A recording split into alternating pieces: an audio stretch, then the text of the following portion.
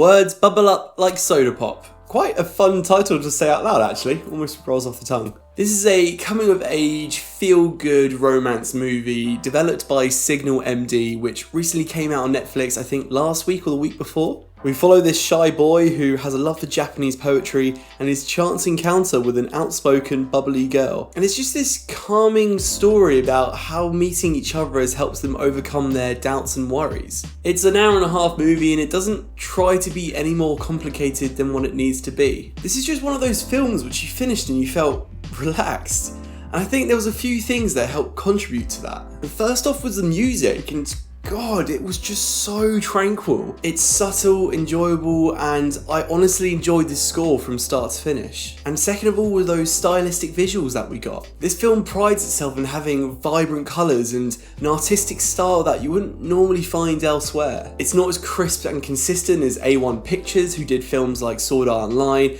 and it's in no way as groundbreaking or breathtaking as Comix Wave Films, who did films like Your Name. But it's rocking its own thing. It's this explosion of quirkiness and colours that is eye-pleasing nonetheless. And the other thing that I felt lent into this film really well was the pacing. This isn't really a dialogue-heavy film, and some people could argue that this is maybe too slow-paced, but I feel the enjoyment in this came from watching everything taking place through subtle actions instead of being over-analysed and overly described in every scene. Honestly, what we have here is just this really simple and chill coming-of-age story set in summertime Japan. You can currently watch it at the moment on Netflix with Japanese subtitles or English dub. And whilst the English dub wasn't bad by any stretch of the imagination, if you're one of those people that's always preferred watching it in subtitled, then this isn't going to do anything to change your mind on that. I even think maybe watching it in the original subtitled format probably helps lend to the aid of the Japanese poetry theme that's going on throughout this film. And what I mean by that is that we see a lot of haiku in this film. Haiku being Japanese poetry which is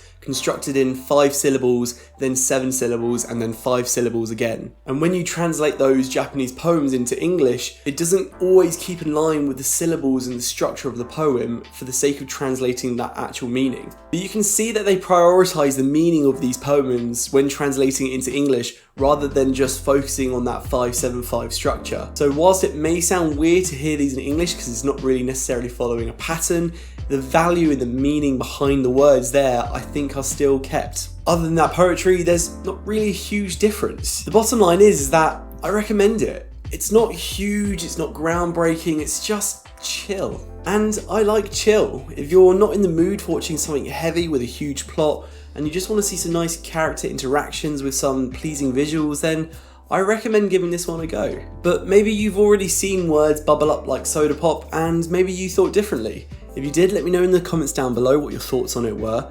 If you liked this video, please feel free to leave a like and subscribe, it really does help me out. And as always, stay tuned for more reviews on movies, anime and video games. Until next time guys, take care. Bye bye.